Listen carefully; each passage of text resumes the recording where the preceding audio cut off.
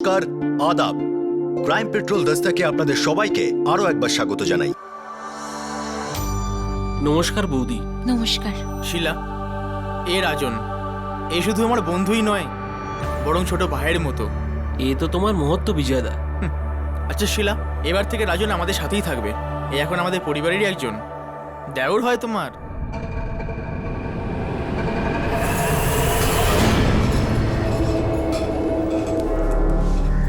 আমরা ধরা পড়ে যাব। বাড়ি বিক্রি করা খুব রিস্কি কাজ। অর্ধেকে আমি বিশ্বাসই করি না বৌদি। এখন তো তোমার পতিদেবও বলে দিয়েছে যে এই বাড়িটা তোমার। বাড়িটা যখন আমার, তখন বাড়ির গিন্নিও আমার, তাই না?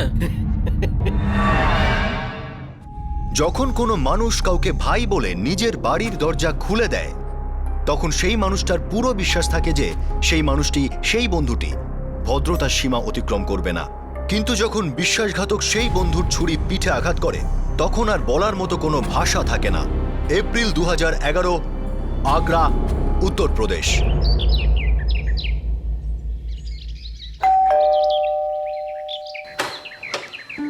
রাম রাম সুবেদার সাহেব। রাম রাম। কি ব্যাপার বিনয়, এত সকাল সকাল? আজকে শুভ দিন, তাই আপনার শাস্ত্রীনগরের ঘরের জন্য আমি ভাড়াটে নিয়ে এসেছি। নমস্কার স্যার। নমস্কার দাদা। বিবাহিত নাকি আইবুড়ো? বাচ্চা কাচ্চা আলা মানুষ সুবেদার বাবু। আমার নাম হলো রমেশ স্যার, আর এ হলো আমার ছোট ভাই সঞ্জু। এছাড়া আমার স্ত্রী প্রমীলা আর দুটো মেয়ে আছে। আমরা সবাই একসাথেই থাকবো স্যার। আপনাকে কোনো রকম অসুবিধায় ফেলবো না। ঠিক আছে, এসো ভাই এসো। এই বাড়িটা। হ্যাঁ। আর দেখো ভাই, আমি একজন সৈনিক মানুষ, তাই আমার কিছু নিয়ম আছে, পদ্ধতিও আছে। একদম স্যার, আপনি বলুন। দেখো, আমার প্রত্যেক মাসের 1 তারিখে ভাড়া পেয়ে যাওয়া চাই। হ্যাঁ, ঠিক আছে। আর হ্যাঁ, বাড়িকে একেবারে পরিষ্কার পরিচ্ছন্ন মন্দিরের মতন করে রাখতে হবে। আর আমি প্রত্যেক সপ্তাহে একবার করে দেখে যাবো। আঙ্কেল, আপনি একদম চিন্তা করবেন না। আমরা আপনাকে অভিযোগের কোনো সুযোগ দেব না। হ্যাঁ মা, তোমার নামটা যেন কি? আগে আমি প্রমীলা, আর এরা আমাদের 2 মেয়ে, প্রিয়া আর পূজা। আরে বাবা, খুব সুন্দর বাচ্চারা। নমস্কার হ্যাঁ? বলো। নমস্কার।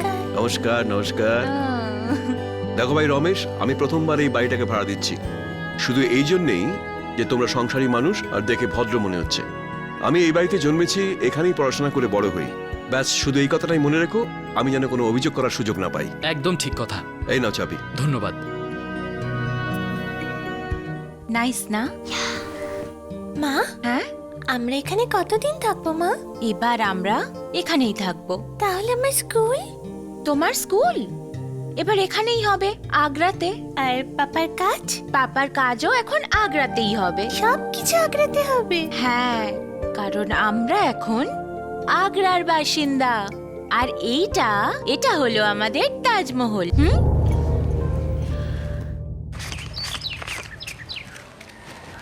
আর আমাদের সুবেদার বাবু একেবারে নারকেল। নারকোল মানে? নারকেল মানে উপরটা শক্ত আর মজবুত, আর ভেতরটা একেবারে মাখন। ফটিয়ে রেখো। আপনি চিন্তা করবেন না বিনয় দাদা, উনি যেমন বলেছেন সেরকমই করব আমরা। ভাড়াটা শুধু সময় মতো দিয়ে দিও, বাকি সব কিছু ঠিকই আছে। আর হ্যাঁ, welcome to Agra. Yeah, thank you. Thank you. আচ্ছা রমেশ দাদা, ওই 25 লাখ টাকাটা সেফ আছে তো? 25 লাখ টাকা একেবারে সেফ আছে, কিন্তু এই কথাটাকে এত জোরে বলিস না।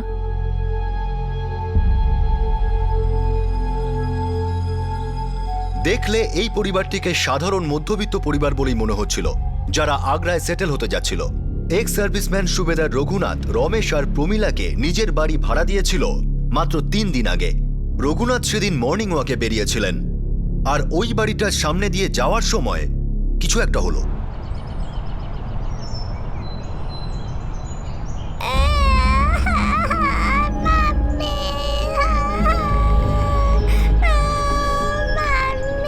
এটা তো নতুন ভাড়াটেদের বাচ্চার কান্না মনে হচ্ছে।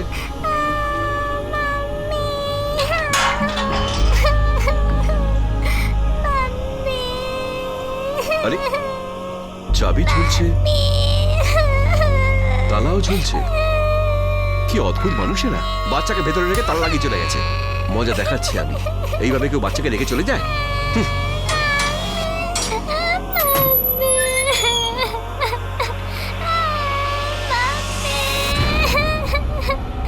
ও মাম্মি।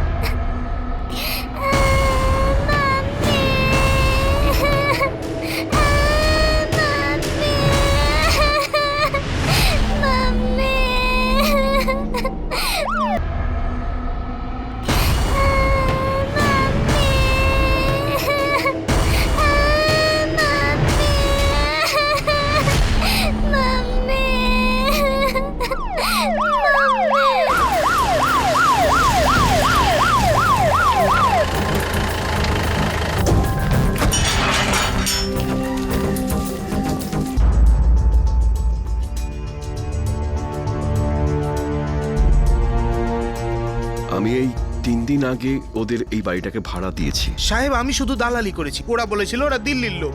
নাম বলো সবার। স্বামী রমেশ, স্ত্রী প্রমীলা, আর রমেশের একজন ভাই আছে সঞ্জু, বড় মেয়ে প্রিয়া, আর ছোট এই যে পূজা। পূজা মা, বাবা সঞ্জু কাকু কোথায়? বলো মা।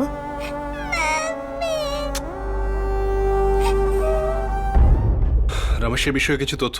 আমি বিনয়কে বলেছিলাম যে আমার এই লোকগুলো সব খবর চাই, সব কাগজপত্র চাই।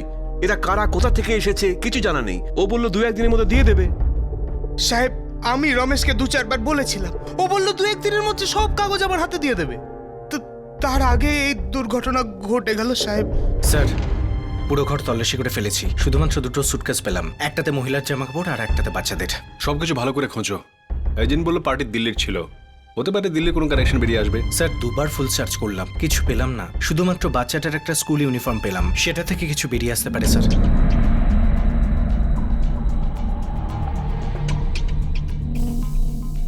মা, এটা তোমার প্রিয়া দিদির স্কুল ইউনিফর্ম?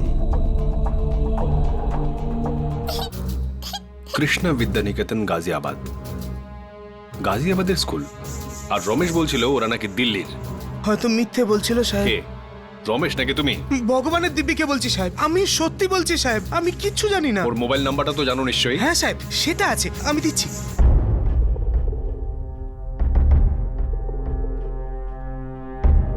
দুজনেরই মৃত্যু গলা টেপার কারণে হয়েছে। আমাদের সন্দেহ যে এই মহিলার স্বামী রমেশ আর ওর ভাই সঞ্জু মিলে এই খুনটা করেছে। মা আর মেয়ের দিক থেকে কোনো রেজিস্ট করার চিহ্ন নেই, কোনো হাতাহাতিও হয়নি। এত তাড়াতাড়ি হয়েছিল যে দুজনে ভাবতেই পারেনি হয়তো। স্যার রমেশের মোবাইল বারবার সুইচ অফ আছে স্যার, প্রিপেড সিম ছিল, আগ্রার সিম ছিল, 3 দিন আগে নেওয়া হয়েছিল। খুব জোরালো প্ল্যানিং মনে হচ্ছে, কিন্তু একটা ব্যাপার বুঝতে পারছি না যে দ্বিতীয় বাচ্চা পূজাকে জীবন্ত ছেড়ে দিল কেন? কাঁদে না শোনা, খুব ভালো মেয়ে তো। আলে আলে আলে আলে আলে আলে। এ দেখো দেখো, চকলেটটা খাবে? এ দেখো বিস্কুট আছে, এ দেখো বিস্কুট খাবে? আলে আলে আলে। এই দেখো তোমার জন্য খেলনা আছে, এই দেখো দেখো দেখো দেখো। আর কাঁদে না শোনা, দেখো আমি তো আছি, এই সবাই আছে, সবাই ঠিক করে দেবে। কাঁদে না শোনা। একটু মনে করে বলো যে কি হয়েছিল, কি দেখেছিলে তুমি? বলো শোনা, বলো বলো। আচ্ছা পূজা, তুমি না শুধু মাথা নেড়ে হ্যাঁ বা না বলো, ঠিক আছে? এটাও তো করবে প্লিজ, করবে তো? গুড। আচ্ছা এটা বলো যে তোমার মাম্মি আর তোমার দিদিকে তোমার পাপা মেরেছে?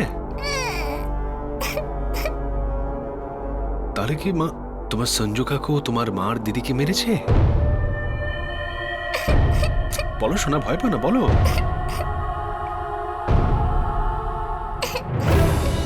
এর মানে হলো সঞ্জু হচ্ছে খুনি। তাহলে স্যার রমেশ উধাও কেন? পূজা আচ্ছা শোনা, এটা বলো যে তোমার বাবা কি কোথাও গিয়েছেন? কোথায় গেছে বাবা?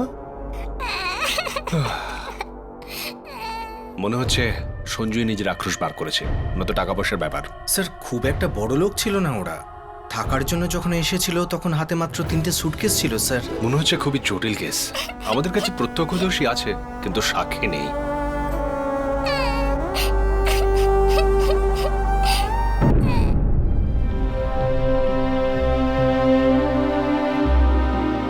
পূজা মা, যতদিন না তোর বাবাকে খুঁজে পাওয়া যাচ্ছে ততদিন তোর এই দাদুই তোকে দেখাশোনা করবে, তাই না? তাহলে একটু খেয়ে নে মা। খুব ভালো, খুব ভালো মেয়ে, খুব ভালো। স্যার রমেশের কোথাও কোনো খোঁজ নেই স্যার। হতে পারে ওই সঞ্জুই রমেশকে শেষ করে দিয়েছে। তুমি আশপাশের সমস্ত পুলিশ স্টেশনে নোটিশ পাঠাও, আর আশপাশের সমস্ত মর্গে দাবিহীন লাশের খবর নাও শিগগিরই। স্যার আর একটা কথা আছে। কি? স্যার ওই গাজিয়াবাদের কৃষ্ণা বিদ্যানিকেতন, ওটার খোঁজ পাওয়া গেছে স্যার। সুপারব। এখন শুধু এটাই জানতে হবে আমাদের যে একটা দিল্লির পরিবার তাদের বাচ্চাকে গাজিয়াবাদে পাঠাচ্ছিল কেন।